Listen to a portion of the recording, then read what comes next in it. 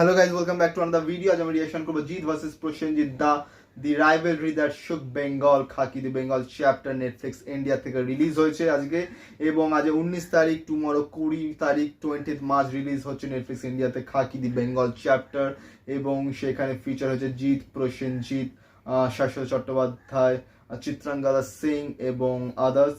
এবং যতদিন যাচ্ছে তত এক্সাইটমেন্ট বাড়ছে এবং এক্সপেকটেশনও বাড়ছে, এবং কালকেই সেটা বলা যাবে যে এটা কি সেই এক্সপেকটেশনটাকে টাচ করতে পেরেছে কি না, সেটা সময় সাপেক্ষ।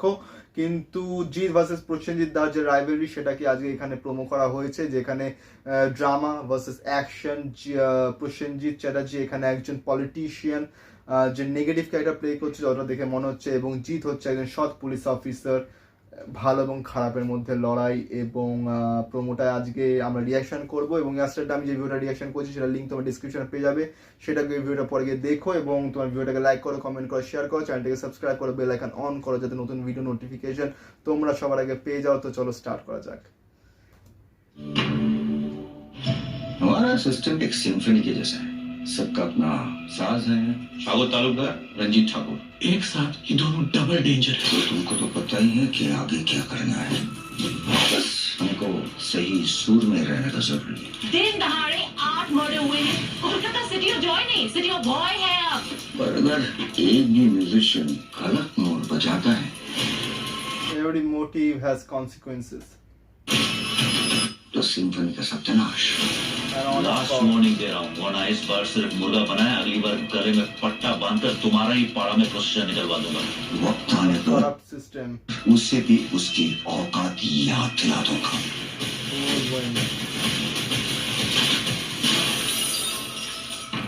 20th March. Finally tomorrow release হবে Khakee the Bengal chapter Netflix ইন্ডিয়াতে। এবং এখানে দেখানো হয়েছে an honest cop versus a corrupt system. এখানে যেটা আমরা ট্রেলার দেখে বুঝছিলাম, শাশ্বত চট্টোপাধ্যায় একজন ক্রিমিনাল, এবং সে পলিটিক্যালি প্রসেনজিৎ চ্যাটার্জির আন্ডারে তাকে সে সেভ হচ্ছে, এবং প্রসেনজিৎ চ্যাটার্জি তাকে সেভ করছে, বাইরে ক্লেম করছে যে আমি চাই যাতে ক্রিমিনাল যে সে ধরা পড়ুক, কিন্তু সে ভেতরে ভেতরে তাই গার্ড করছে, বাঁচাচ্ছে। এবং জিৎ সেখানে একজন অনেস্ট পুলিশ অফিসার, এবং যে দুটো ছেলেকে দেখানো হচ্ছে যারা শাশ্বত চট্টোপাধ্যায়ের ডান হাত বা হাতের মতন, তাদেরকে জিৎ ইন্টারোগেট করছে, এবং তারপর যা জিনিস এগোবে, এবং লাস্টে যখন প্রসেনজিৎ আর জিৎ সামনাসামনি আসবে, এবং 1:1 যেই সিচুয়েশনটা বা যা প্রেজেন্টেশন করা হয়েছে সেটা দেখানো হবে, তখন আমার মনে হয় সেটা পয়সা ওয়াসুল হতে চলেছে।